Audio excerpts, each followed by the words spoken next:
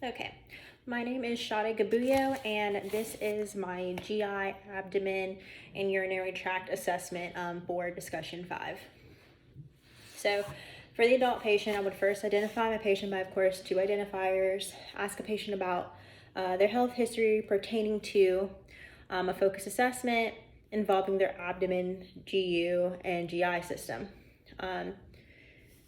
For GI, I would ask how long have they been having this abdominal pain, where the location of the pain is, any change in eating habits, when their last bowel movement was, how often they have a bowel movement, and if they are having pain, does it happen immediately after they've eaten or later? So in summary, where does the pain start? Does it radiate or travel? The severity of the pain, scale 1 to 10, 1 being the least and 10 being the worst pain imaginable. Also, what makes the pain better or worse? So the patient that I assessed stated they woke up one morning, had breakfast per usual, then started feeling constant aching pain in the right lower quadrant throughout the day. Of course, you assess the pain, or you assess the abdomen first by looking at it, of course. Then I decided to listen to her quadrant, each of the quadrant, for a full minute each, which I found to be hypoactive. The next was showing I was doing palpation. It ended up being that the right lower quadrant was more rigid than the others were. So also when asked to cough, the pain came from the McBurney's point.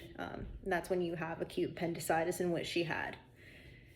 Another patient that I've had involving a urinary or GU assessment is a 16-year-old female who was also sexually active and complaining about painful urination.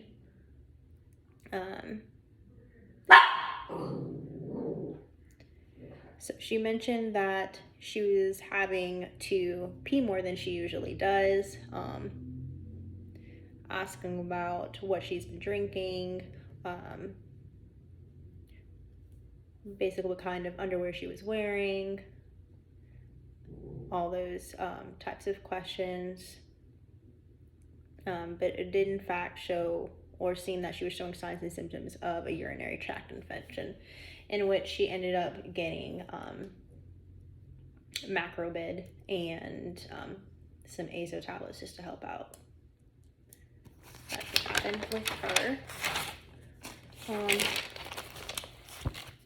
Next, we have the difference and similarities between an infant and an adult assessment of the abdomen, GI tract.